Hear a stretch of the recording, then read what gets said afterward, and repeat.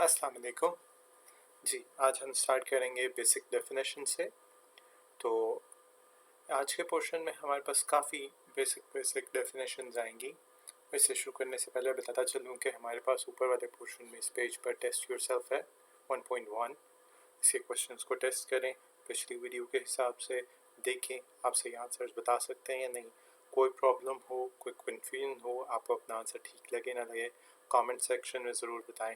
I am definitely going to help you with it. ठीक है, तो मैं ज़रूर जहाँ तक जितनी भी हेल्प हो सके करूँगा। पर हम अपने आज के टॉपिक पर आते हैं, बेसिक डेफिनेशंस।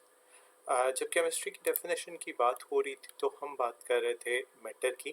तो मैंने आपको कहा था कि हम मैटर को आगे चल के डिफ़ाइन करेंगे। तो ये वो पॉइंट है जहाँ पे हम मैटर को डिफ़ाइन करते हैं।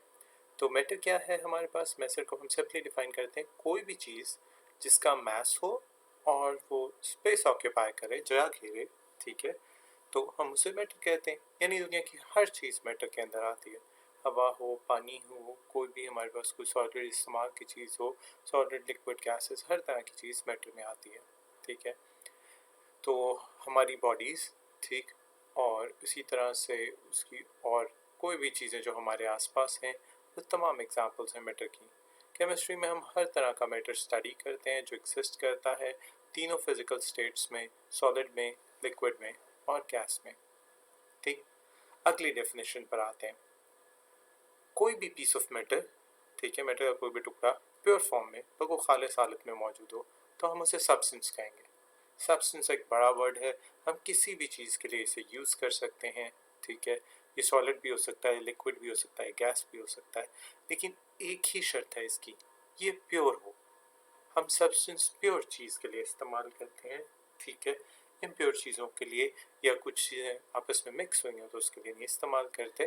ठीक है, इसका ख्याल रखा जाए। हर सब्सटेंस की एक फिक्स्ड कॉम्पोजिशन होती है, मतलब वो मुख्तलिफ चीज़ों से मिलकर बना होता है और वो कन्फर्म वही चीज़ें हो सकती हैं। ठीक है, जैसे कि आप चाय नमक से नहीं बना सकते, उसकी जो कॉम्पोजिशन में चीज़ें हैं आप उसी से बनाएंगे। ऑफ कोर्स बनाई तो जा सकती है, मैं उससे इनकार नहीं कर सकता, लेकिन कहाँ भी जाती नमकीन चाय। ठीक है ना, तो स्पेसिफिक प्रॉपर्टीज़ है फिर।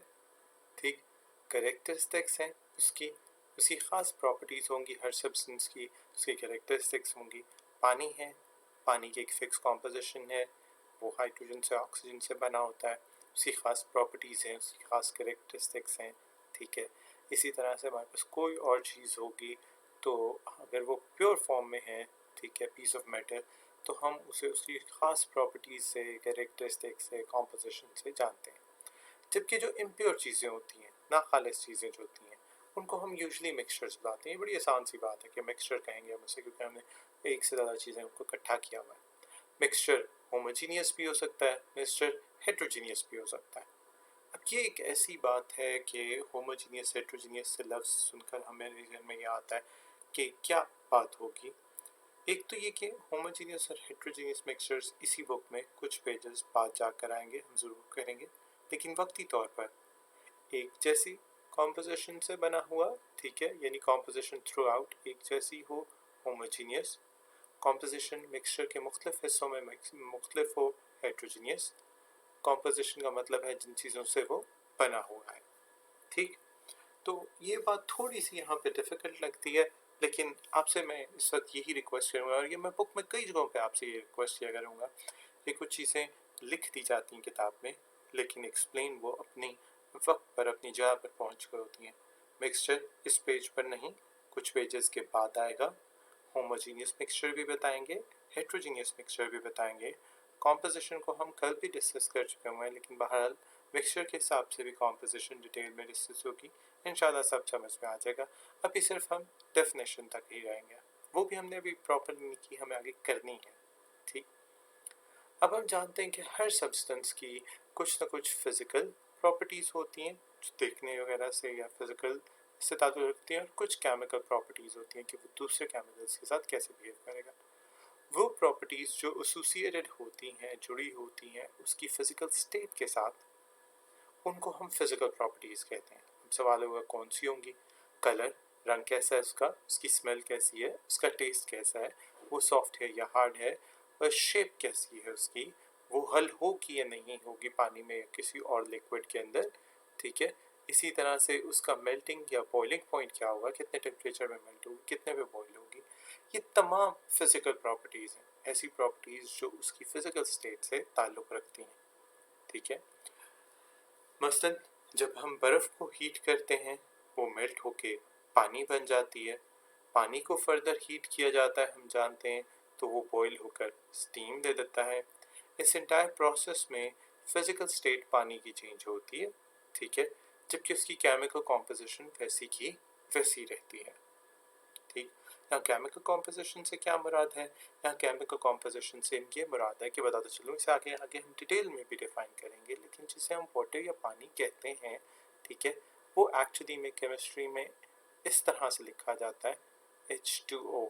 वो दो एटम हाइड्रोजन से और एक एटम ऑक्सीजन से बनता है। अब ये क्या चीज़ है, ये हाइड्रोजन ऑक्सीजन क्या चीज़ें हैं, एटम्स की हम क्या बात करें, ये थोड़ा सा आगे चल के इसकी डिटेल आएगी। तो इसे फिल वक्त इसी एग्जाम्पल को इस हद तक ही रखते हैं, आगे चल के हम इसे मज़ीद डिटेल में समझा देंगे। जिस तरह हमने फिजिकल प्रॉपर्टीज़ को डिफ़ाइन किया है, उस तरह केमिकल प्रॉपर्टीज़ को भी डिफ़ाइन करना ज़रूरी है। तो केमिकल प्रॉपर्टीज़ डिपेंड करती हैं कॉम्पोजिशन पे, सब्सटेंस के, कि वो किस चीज़ से बना है। जब भी सब्सटेंस में कोई ना कोई केमिकल चेंज होगी, अंडरगोज अ केमिकल चेंज का मतलब है उसमें कोई केमिकल तब्दीली आएगी, ठीक है, उसकी कॉम्पोजिशन भी बदल जाएगी। ऐसी सूरत में हमारे पास नए सब्सटेंसेस फॉर्म होते हैं, न्यू सब्सटेंसेस बनते हैं, ठीक है, न्यू सब्सटेंसेस फॉर्म होंगे। मसलन पानी को हम डिकम्पोज करते हैं, ये एक बाकायदा केमिकल चेंज है, इसके नतीजे में पानी टूट कर, मैंने ये एग्जांपल इसलिए दी थी क्योंकि आगे ये आना था, हाइड्रोजन और ऑक्सीजन उन्हीं गैसेस जिनसे पानी बना होता है, मैंने अभी इसे एग्जांपल में कंसिडर किया, वो हाइड्रोजन से बना है और वो ऑक्सीजन से बना है, तो उन्हीं में दोबारा टूट कर वही गैसेस बन जाती हैं। कि एक केमिकल चेंज है, पानी पानी नहीं रहा, दो मुख्तलिफ गैसेस में तकसीम हो गया, ठीक। तमाम मटेरियल्स या सब्सटेंस हो या मिक्सचर हो, ठीक है, वो क्लासिफिकेशन ऑफ मैटर में ज़रूर शामिल होते हैं। क्लासिफिकेशन ऑफ मैटर किस तरह से करते हैं, एक बड़ी अच्छी डायग्राम हमारी बुक में दी हुई है, इसे हम बड़े आसान तरीके से समझ सकते हैं और आपको अंदाज़ा होगा कि अभी हम सिर्फ डेफिनेशन शुरू कर रहे हैं। बहुत सारे नाम ऐसे हैं जिन्हें हमने आगे चल के डिफ़ाइन करना है। मसलन इस डायग्राम को देखें तो बड़ी अच्छे तरीके से एक बात समझ में आती है कि हमारे पास मैटर अभी डिफ़ाइन हुआ है, मैटर से हमने दो हिस्से किए, मिक्सचर और फिर सब्सटेंस। हमने मिक्सचर को बताया और ये बताया कि इसके आगे और दो टाइप्स हैं, होमोजीनियस मिक्सचर और हेट्रोजीनियस मिक्सचर। अभी ये डिफ़ाइन करना बाकी है, अभी इवन मिक्सचर को भी हमने और अच्छे तरीके से डिफ़ाइन करना है। फिर हमने सब्सटेंस को डिफ़ाइन किया, तो हमें मजबूरन इससे पहले कि हम सब्सटेंस से आगे उसकी और दो मज़ीद बाइफिकेशंस या हिस्सों पे आते, डिविजन्स पे, एलिमेंट्स और कंपाउंड्स, इन दोनों को भी अभी हमने आगे चल के डिफ़ाइन करना है। लेकिन सब्सटेंस से पहले, ये चीज़ें बताने से पहले हमें दो डेफिनेशंस पहले कवर करनी पड़ी ताकि हम मिक्सचर या सब्सटेंस को ज़्यादा अच्छे तरीके से समझा सकें। वो क्या था कि हमने बात करनी थी फिज़िकल प्रॉपर्टीज़ की, लिहाजा हमने पहले फिज़िकल प्रॉपर्टीज़ को डिफ़ाइन किया और हमने उसकी काफ़ी सारी एग्जांपल्स कोट की। और दूसरे तरफ हमें बात करनी थी केमिकल प्रॉपर्टीज़ की, तो हमने केमिकल प्रॉपर्टीज़ को भी डिफ़ाइन किया और उसके लिए भी हमने एक दो एग्जांपल्स दी। तो ये ज़रूरत थी कि हम पहले फिज़िकल प्रॉपर्टीज़ को और केमिकल प्रॉपर्टीज़ को डिफ़ाइन करते, ताकि फिर सब्सटेंस की डेफिनेशन या मिक्सचर की डेफिनेशन आपको समझ आ सकती। आगे चल के हम मिक्सचर की दोनों टाइप्स या सब्सटेंस को हम डिवाइड करते हैं दो पोर्शंस में, एलिमेंट्स और कंपाउंड्स में, जब वो डिफाइन करने जा रहे होंगे तो हम इस तरह की बातें फिजिकल प्रॉपर्टीज़ के बारे में, ठीक है, या केमिकल प्रॉपर्टीज़ के बारे में करेंगे। तो ज़रूरी था कि पहले ये दो डेफिनेशन समझाई जाती, बाद में हम वो सारा कुछ करते, तो आपको वही डेफिनेशंस मिलेंगी। अगर आप दोबारा थोड़ा सा वापस जाकर देखें, हम इसे देखते हैं, तो हमने पहले मैटर डिफाइन किया हुआ है, आपको इसके सबसे पहले पैराग्राफ में बेसिक डेफिनेशंस के, ठीक है, आपको मैटर की डेफिनेशन मिलेगी, उसकी एग्जांपल्स मिलेंगी, ठीक है। फिर आपको सब्सटेंस की डेफिनेशन मिलेगी या कंपैरेटिवली मिक्सचर की भी डेफिनेशन हमने यहाँ पर बताई हुई है। फिर इससे पहले कि हम किसी भी चीज़ को डिफाइन करते, हमने फिर फिजिकल प्रॉपर्टीज़ को डिफाइन किया, उसकी एग्जांपल्स दी इस पैराग्राफ में। फिर हमने केमिकल प्रॉपर्टीज़ को डिफाइन किया और उसकी एग्जांपल दी इस पैराग्राफ में। तो बेसिकली अभी हमने डेफिनेशंस जो की हैं वो मैटर है, सब्सटेंस है, मिक्सचर है, फिजिकल और केमिकल प्रॉपर्टीज है। ये 5 हमने इस पेज पे डिफाइन किए। आगे चलते हैं नेक्स्ट पेज पर। फिर आप नोटिस करेंगे कि जिस तरह से मैं अभी बता रहा था कि हमने सब्सटेंस को डिवाइड करना है, ठीक है, कंपाउंड्स में, एलिमेंट्स और कंपाउंड्स में, और दूसरी तरफ हमें मिक्सचर भी स्टडी करने हैं, तो वो सारा कुछ हमारे पास यहाँ पर अब आता है, ठीक है। तो हमारे पास एलिमेंट्स, कंपाउंड्स, मिक्सचर सारा कुछ इस हेडिंग में आएगा। इस हेडिंग के हम काफ़ी सारे हिस्से करेंगे और बड़ी डिटेल में पढ़ेंगे। शुरू करते हैं एलिमेंट से, ठीक है। बहुत अर्ली एजेस में हमारे पास सिर्फ 9 एलिमेंट्स हुआ करते थे। कार्बन, गोल्ड, सोना, सिल्वर, चांदी, ठीक है, टिन, मरकरी, ठीक है, मरकरी आपको पता होगा, आपने थर्मामीटर के हिसाब से पढ़ रखा है, लेड या सीसा आपने सुन रखा होगा, ठीक है। उसके बाद कॉपर या तांबा, आयरन लोहा, सल्फर गंधक के नाम से आप जानते होंगे। तो ये कुछ एलिमेंट्स थे जो हमें शुरू के टाइम में पता थे। शुरू का टाइम अर्ली एजेस से मुराद है कि हम किसी और नेशनैलिटी के साइंटिस्ट की बात नहीं कर रहे, हम 17वीं 18वीं या 16वीं सदी की बात नहीं कर रहे, हम इससे भी पीछे जा रहे हैं। हम बात कर रहे हैं मुसलमान साइंसदानों की, हम बात कर रहे हैं ग्रीक फिलोसोफर्स की, हम बहुत पिछले वक्त में जाकर बात कर रहे हैं। उस टाइम में ये कंसिडर किया जाता था कि एलिमेंट्स जो हैं वो सब्सटेंसेस हैं जिन्हें हम ब्रेक डाउन नहीं कर सकते into simpler units by ordinary chemical processes, यानी कि एलिमेंट्स को मज़ीद तोड़ा नहीं जा सकता। देखें, मैं आपको पहले समझा चुका हूँ कि जब हम बात करते हैं वाटर की, तो हम वाटर को 2 हिस्सों में तकसीम कर लेते हैं, हाइड्रोजन और ऑक्सीजन। हम ये कहते हैं कि यह हाइड्रोजन का एटम है और ये ऑक्सीजन का एटम है। इसके 2 हिस्से हो गए। एलिमेंट के 2 हिस्से नहीं हो सकते, एलिमेंट के हिस्से ही नहीं हो सकते, लिहाजा हम उसे मज़ीद सिंपल यूनिट्स में डिवाइड नहीं कर सकते किसी भी ऑर्डिनरी केमिकल प्रोसेस से। Until the end of 19th century 63 elements discover हुए थे हमारे पास। अब तकरीबन 118 एलिमेंट्स, इवन अब ये लिस्ट इससे भी आगे चलती जा रही है, वो डिस्कवर हो चुके हुए हैं, जिसमें से 92 नेचुरली अकरिंग एलिमेंट्स हैं, नेचर में, कुदरत में पाए जाती हैं। इसका इस बात का मतलब क्या है कि 118 में से अगर 92 नेचुरली अकरिंग है, तो बाकी जो है वो लैब में खास कंडीशंस में एग्जिस्ट करते हैं। कंडीशंस चेंज हो जाए तो उनकी एग्जिस्टेंस ख़त्म हो जाती है, ठीक। बहरहाल एलिमेंट को डिफाइन करते हैं, जो हमारा काम है। एलिमेंट बहुत इंपॉर्टेंट डेफिनेशन है, पास्ट पेपर्स में आपको ज़्यादा देखने को मिलेगी, ठीक है। यहाँ पर गलती से जो है ना, हम हमारे पास यहाँ पर लिखा हुआ है, यहाँ से शुरू होता है, sorry. It is a substance, ये वो सब्सटेंस है जो कि सिंपल चीज़ है, प्योर चीज़ है, इसलिए हम सब्सटेंस का लफ्ज़ इस्तेमाल कर रहे हैं, जिसमें एक ही तरह के एटम्स होते हैं, जिनका एक ही तरह का एटॉमिक नंबर होता है, जिनको फर्दर डिकम्पोज या तोड़ा नहीं जा सकता। सिंपल सब्सटेंसेस में ऑर्डिनरी केमिकल मीन से किसी भी सादा केमिकल रिएक्शन से, हम किसी भी सादा केमिकल रिएक्शन से इन सब्सटेंसेस को फर्दर डिकम्पोज नहीं कर सकेंगे। ये डेफिनेशन तो पीछे भी लिखी हुई है, मतलब ब्रेक डाउन नहीं किया जा सकता, ठीक है। सिंपलर कंपाउंड्स में ये चीज़ हम पीछे भी बता चुके हुए हैं। यहाँ पर आपके पास 3rd लाइन में आपको यहाँ पर लिखा हुआ मिलेगा, ठीक है। लेकिन अब हमने इसमें और एडिशन की, ये डेफिनेशन ज़्यादा बेहतर है। इस एडिशन के बाद क्या एक तरह के एटम से बना हुआ है, एक जैसा एटॉमिक नंबर है। आपका सवाल होगा एटॉमिक नंबर क्या है, ये भी 1-2 पेजेस के बाद हम डिफाइन करते हैं। अभी इसे थोड़ा सा संभाल लेते हैं इस डेफिनेशन को, क्योंकि हम एक ही डेफिनेशन के अंदर 10 और डेफिनेशन नहीं कर पाएंगे। तो पहले एक मुकम्मल करते हैं, फिर उससे भी, फिर उससे भी। हाँ, मैं जानता हूँ काफ़ी सारी डेफिनेशन इकट्ठी हो जाएंगी, पाइल अप हो जाएंगी, लेकिन एक करके आहिस्ता आहिस्ता समझ आती रहेंगी, स्टेप बाय स्टेप, ठीक। तो हम इसे फर्दर डिकम्पोज भी नहीं कर सकते सिंपल सब्सटेंसेस में, और किसी भी सादा केमिकल मीन से नहीं कर सकते। इसका मतलब डिकम्पोजिशन पॉसिबल तो है, लेकिन आसान या सादा केमिकल तरीके से नहीं, ठीक। हर एलिमेंट यूनिक टाइप के एटम से बना होता है, जिनका एक बड़ा स्पेसिफिक सी प्रॉपर्टीज होती हैं। मसलन हम ऊपर नाम ले चुके हैं, आप जानते हैं, गोल्ड की अपनी प्रॉपर्टीज़ हैं, कार्बन की अपनी प्रॉपर्टीज़ हैं, सिल्वर की अपनी तरतीब है, ठीक है, मरकरी की अपनी प्रॉपर्टीज़ हैं, लोहे को मुख्तलिफ तरह से इस्तेमाल किया जाता है, तांबे की अपनी प्रॉपर्टीज़ है, हर एक का अपनी अपनी प्रॉपर्टीज़ और अपना अपना पर्पज़ है, ठीक। आगे चल के हम एग्जाम्पल्स की बड़ी अच्छी डिटेल्स भी कवर करेंगे, सही। एलिमेंट्स नेचर में, कुदरत में फ्री अकर भी करते हैं अकेले और कंबाइंड फॉर्म में दूसरी चीज़ों के साथ मिली हुई हालत में भी होते हैं। नेचुरली अकरिंग एलिमेंट्स जो हमें दुनिया में मिलते हैं उनकी डिफरेंट परसेंटेजेस हैं अर्थ क्रस्ट में, ओशंस में पानी में, या फिर एटमॉस्फेयर हवा में। ठीक है, natural occurrence percentage by weight के हिसाब से, वजन के हिसाब से अगर उनकी परसेंटेज देखी जाए तो क्या बनती है, वो नीचे हमारे पास टेबल में दी हुई है। तो टेबल 1.1 में हमें तकरीबन सारी नेचुरल अकरेंसेस दी हुई हैं। कौन सी? सबसे पहले आप देखेंगे कि हमारे पास डिस्कस होती है अर्थ क्रस्ट।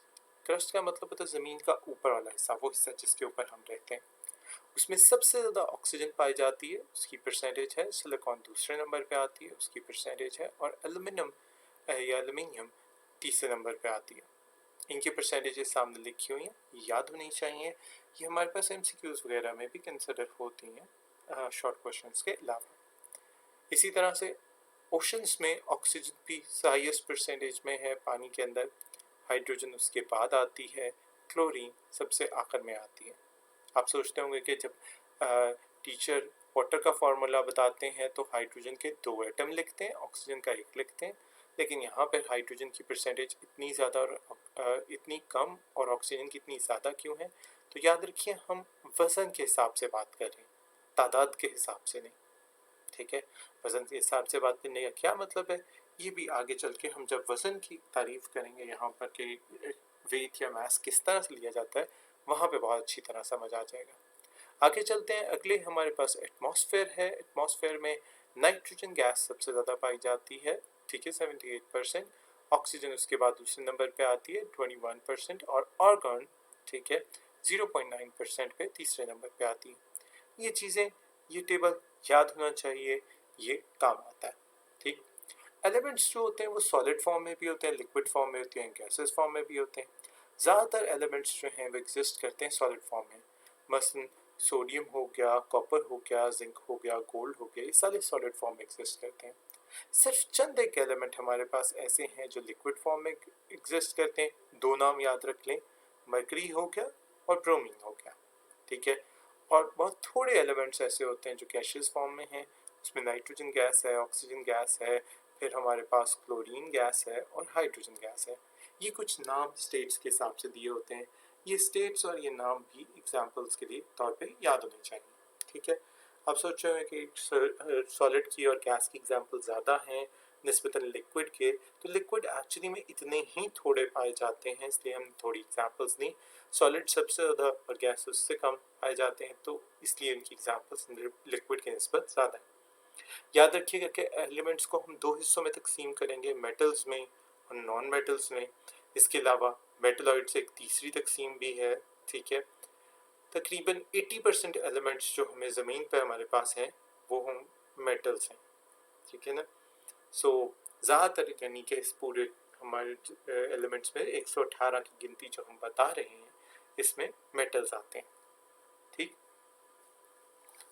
तो यहाँ पर एलिमेंट्स या कुछ नेचुरल अक्रेंसेस या स्टेट ऑफ मैटर के हिसाब से कुछ एग्जांपल्स ये हमने गो थ्रू किए हैं।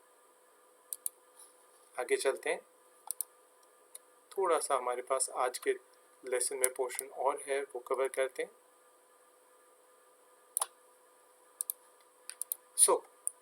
इसमें हमारे पास ये एक बड़ी इम्पोर्टेंट पार्ट है जो इन्होंने यहाँ पर डू यू नो में पर्पल किया हुआ है। ठीक है, ये पर्पल कलर के डू यू नो के पार्ट्स इंपॉर्टेंट होंगे, ये आप बुक में प्रिपेयर करेंगे। मेजर पार्ट लिविंग बॉडी का वाटर है। 65 to 80% बाय मास हमारे पास हमारे जिस्म का, हमारा जिस्म सिर्फ पानी से बना हुआ। आप हैरान होंगे सुन के, लेकिन 65% से 80% तक जिस्म में सिर्फ पानी होता है, ये सच है। 6 एलिमेंट्स हमारी बॉडी का 99% मास कॉन्स्टिट्यूट करती हैं, बनाती हैं। ऑक्सीजन हमारी बॉडी में सबसे ज़्यादा पाई जाती है, उसके बाद कार्बन है, ऑक्सीजन 65% है, कार्बन 18% है, हाइड्रोजन 10% है, नाइट्रोजन 3% है, कैल्शियम 1.5% है, फॉस्फोरस भी 1.5% है। ये 6 एलिमेंट्स हमारी बॉडी का 99% मास बना देती हैं। जो इससे कम मिकदार में है उसमें हमारे पास पोटेशियम, सल्फर, मैग्नीशियम, सोडियम है, जो 0.8% हमारी बॉडी के मास का बनाती है। जबकि copper, zinc, fluorine, chlorine, iron, cobalt और मैंगनीज 0.2% आती हैं, तो वो 99 और फिर 0.8 और 0.2 यानी 100% बॉडी मास को हमने कवर अप कर दिया है, ठीक है, 3 हिस्सों में डिस्ट्रीब्यूट करके। पहले हिस्से में 6 एलिमेंट्स बताए हैं हमने, दूसरे हिस्से में हमने 4 एलिमेंट्स बताए हैं और फिर तीसरे हिस्से में हमने 7 एलिमेंट्स कवर किए, ठीक है। और यूं हमने इन सारे एलिमेंट्स को मिलाकर 100% ह्यूमन बॉडी के मास को कवर अप किया, ठीक। एलिमेंट्स की बात यहाँ पे ख़त्म नहीं होती, एक छोटी सी डेफिनेशन और आएगी। एलिमेंट्स को हम सिंपल से बताते हैं, जिस तरह इंग्लिश में एब्रीविएशंस होते हैं ना, एलिमेंट में जो एब्रीविएशन होता है उसे सिंबल कहा जाता है। सिंबल डेफिनेशन में हमें भी हम ये कहते हैं कि एब्रीविएशंस जो होते हैं एलिमेंट के नाम के, हम उसे सिंबल कहते हैं। अब आप अपनी तरफ से कोई सिंबल नहीं पुट अप कर सकते, हर एलिमेंट का एक सिंबल बाकायदा निकाला जा चुका हुआ है। मैं जिस तरह पहले भी तस्वीर करता हूँ, वो वर्ल्ड वाइड कन्वेंशन है, पूरी दुनिया के स्कॉलर्स, स्टूडेंट्स, टीचर्स सब वही एब्रीविएशंस यूज़ करते हैं, आप भी वही यूज़ करेंगे। सिंबल जो होता है वो एलिमेंट के नाम से भी लिया जा सकता है, जो उसका इंग्लिश में है, उसका कोई पुराना लैटिन नेम या ग्रीक नेम हो या इवन जर्मन नेम हो तो उससे भी लिया जा सकता है। अगर वो एक लेटर का है तो वो लेटर हमेशा कैपिटल होगा, मसलन एच हम लिखते हैं। अब आपको अंदाज़ा होगा कि मैं जब बार बार बात करता था वाटर की, और वाटर के अंदर मैं हमेशा यूं लिख दिया करता था कि एच 2 है और ओ 1 है, तो ये एच बेसिकली हाइड्रोजन का सिंबल था। ये चीज़ नाइट्रोजन के लिए हम एन लिखते हैं कैपिटल सी लिखते हैं हम कार्बन के लिए, ठीक है। और इसी तरह से 2 लेटर्स वाले सिंबल भी होते हैं, लेकिन याद रखिए एक लेटर का सिंबल हो, 2 का हो, 3 का हो, इससे फ़र्क नहीं पड़ता। याद रखिए पहला लेटर हमेशा कैपिटल होगा, वो स्मॉल नहीं हो सकता, और अगले लेटर्स हमेशा स्मॉल होंगे, वो कैपिटल नहीं हो सकते। ये वर्ड वाइड तरतीब है, सारे इसको फॉलो करते हैं, हम भी यही करेंगे। पहला लेटर हमेशा कैपिटल, वो स्मॉल नहीं हो सकता। अगले लेटर्स हमेशा स्मॉल, वो कैपिटल नहीं हो सकते।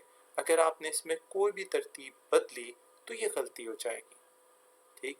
मसलन हम यहाँ पर एग्जाम्पल देखते हैं, सी ए कैल्शियम के लिए है, सी कैपिटल लिखा, ए स्मॉल लिखा, तो ये कैल्शियम है, ठीक है ना। अगर आप इसे यू सी ए लिखना चाहेंगे ये गलत हो जाएगा। अगर आप सी छोटा और ए बड़ा लिखना चाहेंगे ये गलत हो जाएगा, ठीक है। आप इसे किसी और अंदाज से नहीं लिख सकते, आप ये भी नहीं कर सकते आप इसे यूं लिख जाएं, ये भी गलत है, ठीक है। सब लेटर छोटे नहीं हो सकते, पहला छोटा अगले कैपिटल नहीं हो सकते, सारे लेटर कैपिटल नहीं हो सकते, सिर्फ फर्स्ट लेटर सिंबल का कैपिटल होगा, बाकी जितने भी लेटर हैं 2 का है 3 का है वो स्मॉल ही होंगे। मसलन देखते चले जाते हैं, Na सोडियम के लिए, अब आप नोटिस करेंगे कि सोडियम में ना N आता है ना A आता है, इसका मतलब है कि ये इसके इंग्लिश नेम से नहीं कहीं और से लिया गया है। अब जिस तरह हमने बात की थी, हमने कहा था कि ये लैटिन नेम से भी हो सकता है, ग्रीक नेम से भी हो सकता है, ये उसके जर्मन नेम से भी हो सकता है, तो हो सकता है किसी और ज़बान के नाम से हमने ये लिया और वहाँ आता हो। और एक्चुअली ऐसा है, सोडियम का पुराना नाम जो था वो नेट्रियम था, तो नेट्रियम के Na की वजह से हम इसे Na कहते हैं, लेकिन वो नाम मतरूक हो गया, किसी और ज़बान से था, इंग्लिश में हम इसे सोडियम ही बुलाते हैं। आप इसे सोडियम ही कहेंगे लेकिन सिंबल Na ही रहेगा। इसी तरह से फिर Cl है क्लोरीन के लिए, ठीक है। अब ये कैपिटल और स्मॉल का रूल बहुत इंपॉर्टेंट है। अगर आप देखें, आप यूं लिखते हैं CO, तो CO हमारे पास पीरियोडिक टेबल में स्टैंड करता है कोबाल्ट के लिए। इस एलिमेंट का तस्करा मैंने अभी अभी ऊपर यहाँ जब हम 0.2% ऑफ बॉडी मास कर रहे थे तो किया था, ठीक है। और अब अगर मैंने इस C को कैपिटल और O को स्मॉल लिखा है, लेकिन अगर मैं इन दोनों को एक बराबर साइज का लिख दूं और दोनों को कैपिटल कर दूं तो ये बात गलत हो जाएगी, क्योंकि ये C स्टैंड करता है कार्बन के लिए और उसी तरह से ये O स्टैंड करता है ऑक्सीजन के लिए। तो अब की बार हम गलती कर बैठेंगे अगर हम इसको यूं लिख जाते हैं। तो आपने जल्दी में भी इस बात का ध्यान रखना है। हाँ, पेपर में अटेम्प्ट करते हुए हमें जल्दी होती है, हम तेज़ तेज़ लिख रहे होते हैं, लेकिन उसका हरगिज़ ये मतलब नहीं कि आप एक कैपिटल और एक स्मॉल लेटर को एक बराबर साइज में लिख जाएं कि एग्जामिनर ये समझे कि दोनों कैपिटल है। ये गलती नहीं आप कर सकते, ठीक है, इसकी गुंजाइश नहीं है। ये गलती पकड़ी जाएगी, इसके मार्क्स काट लिए जाएंगे। कैपिटल कैपिटल ही होता है, स्मॉल स्मॉल ही होता है। आप ये नहीं कह सकते कि जल्दी में लिखते हुए हो गया, ध्यान रखें। ठीक है, ये वो लेवल नहीं है जहाँ ना ये ऐसा बचकाना बहाना चल सके। तो ख्याल रखें, आप सिंबल्स को तरतीब से लिखें। सिंबल्स हमारे पास आगे आएंगे, हम अगले पेजेस पे, अभी तो बहरहाल ये पेजेस पे डेफिनेशन नहीं चल रही है, लेकिन अगर आप अगले पेज पर आए तो हमारे पास एक काफ़ी बड़ा सारा टेबल है जो हमने इस पर्पज़ के लिए कि आपको सिंबल दिखाए जा सके, तो टेबल लिखा हुआ है। आप देखें टेबल 1.2 में हमारे पास ढेर सारे सिंबल्स मौजूद हैं। ठीक है, एलिमेंट का नाम लिखा हुआ है और फिर उसका सिंबल बताया हुआ है। सिर्फ यही नहीं, आप देखेंगे इसमें रेडिकल भी है, इसमें वैलेंसी भी है। ये कुछ डेफिनेशंस हैं जो हमने नहीं बताई, पिछले पेज पे मौजूद है। मैं सिर्फ आपको टेबल दिखाने के लिए ले आया कि हाइड्रोजन कैपिटल H से, क्लोरीन कैपिटल Cl से, ऑक्सीजन कैपिटल O से, आयोडीन कैपिटल I से, यूँ शो किया हुआ है। कोई एक लेटर वाले हैं, कोई 2 लेटर वाले हैं। ठीक है, आप ये कहेंगे कि इसमें 2 कैपिटल लेटर वाले भी हैं, तो अगर वो हैं तो उनके ऊपर कोई प्लस माइनस भी लिखा हुआ है, ऐसी बात नहीं, उनके ऊपर प्लस माइनस भी लिखा हुआ है और वो एक्चुअली एलिमेंट्स नहीं, वो रेडिकल्स हैं, ये जो ऊपर हमारे पास लिखा हुआ है। तो परेशान ना हो, 2 कैपिटल वाले जब आएंगे तो हम उन्हें पढ़ेंगे, लेकिन वो एलिमेंट के तौर पे नहीं पढ़ सकते, बात तब्दील हो जाती है। ठीक है, तो आप भी अगर एलिमेंट के तौर पे 2 कैपिटल लिखेंगे आप गलत ही रहेंगे। ठीक, बहरहाल ये रेडिकल पढ़ेंगे तो मैं इंशाल्लाह ये बात भी अच्छी तरह से क्लियर कर दूंगा। आज हम यहीं पे ख़त्म करते हैं इस लेक्चर को। ठीक है, कि हमने यहाँ पर किया है। ठीक, तो हमने एलिमेंट्स तक किया है, उसके आगे सेकेंड पैराग्राफ में हमारे पास इस पेज नंबर 6 पर वैलेंसी से हम अगली मरतबा शुरू करते हैं। आज के लिए इतना ही, खुदा हाफिज़।